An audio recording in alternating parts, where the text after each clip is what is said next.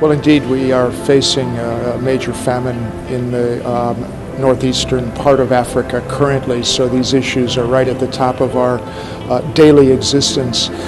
Here at the Climate Change Conference, I think that what we've been able to emphasize is the gaining role of evergreen agriculture as a means of actually tackling these problems. And in our learning event here at the Agriculture and Rural Development Day, we just had the opportunity to analyze the impact of evergreen agriculture over millions of hectares of land in countries throughout Western, Eastern, and Southern Africa, and get feedback about how we can actually improve the effectiveness of campaigns to scale up evergreen agriculture in many other countries. Basically, it is all about developing ways in which trees are integrated into the croplands of Africa. And with the amazing species of trees that exist here that are so compatible with crops, we are able to see enormous, dramatic increases in crop yields, fodder production, and the production of fuel wood and timber for households all over the continent. And so we've been trying to really bring this to the fore, because so many policymakers are totally unaware of the potential role of trees in adapting to climate change.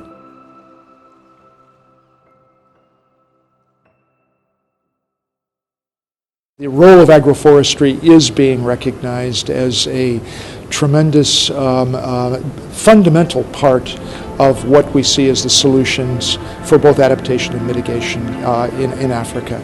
And we've been very happy to see how the international organizations as well as governments are gearing up to support these efforts. And we're working in countries with governments all over the continent to actually take advantage of the many years of research that have developed solutions that farmers not only can use, but are using on millions of hectares of land. And it's our vision that we could reach now the most poor and desperately hungry people who are the rural farmers that cannot actually grow enough food for the entire year.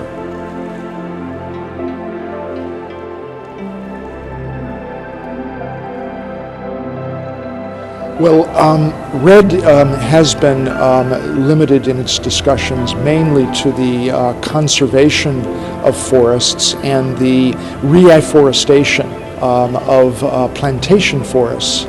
But indeed, this is only a part of the solution. And agriculture is the cause of deforestation predominantly throughout the tropics. And what we find is that unless farmers have the trees that are producing the products and services that they need on their farms, in their communities, they're going to have have access to those products and services in the forest, whether it's timber or other forest products.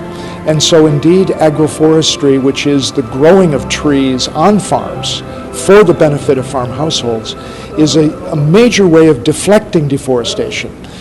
If you can employ these techniques in communities, they don't need to use the forest resources to the extent that they would have had to, and they can cooperate and collaborate with governments to actually protect those resources.